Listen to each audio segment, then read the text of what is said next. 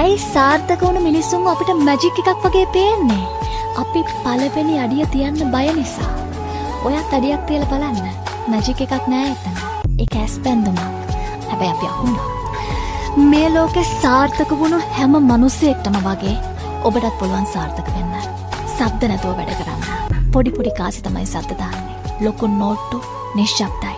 ඇයි බැලුම් බෝල ශබ්දෙට පිපිරෙන්නේ? ඇතුලේ හිස් නිසා. හිස් කෙනෙක් වෙන්න එපා. ශබ්ද නැතුව ගමන යන්න. අහස අල්ලන්න try කරන්න. පොළවේ පය ගහලා ඉන්න. සමහර වෙලාවට ප්‍රශ්න අපේ ගමනට බාධා කරනවා. දෙයක් කරන්න ඕනේ නම් එයා කොහොම හරි ඒක කරනවා. හීනවලට යන්න තව පාරවල් තියෙනවා. නැගිටලා බලන්න. සමහර වෙලාවට වාඩි වෙලා ඉති දුර පේන්නේ නැහැ. වැරදුනොත් වැරදුනාවේ. වැරදුනොත් වැරදුනාවේ. වැරදුනොත් ඒකෙන් ඉගෙන ගන්න. හරි ගියොත් සමරන්න. වැරදෙන්න පුළුවන් නම්, පෙරදෙන්න පුළුවන් නම් ඇයි හරියන්න බැරි කියලා හිතාගෙන උත්සාහ කරන්න.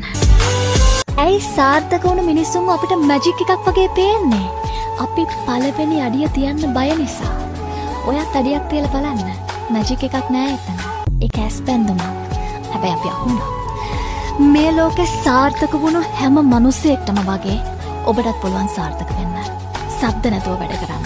පොඩි පොඩි කාසි තමයි ශබ්ද දාන්නේ. ලොකු නෝට්ටු නිශ්ශබ්දයි. ඇයි බැලුම් බෝල ශබ්දෙට පිපිරෙන්නේ? ඇතුලේ හිස් නිසා. හිස් කෙනෙක් වෙන්න එපා. ශබ්ද නැතුව ගමන යන්න. අහස අල්ලන්න try කරන්න.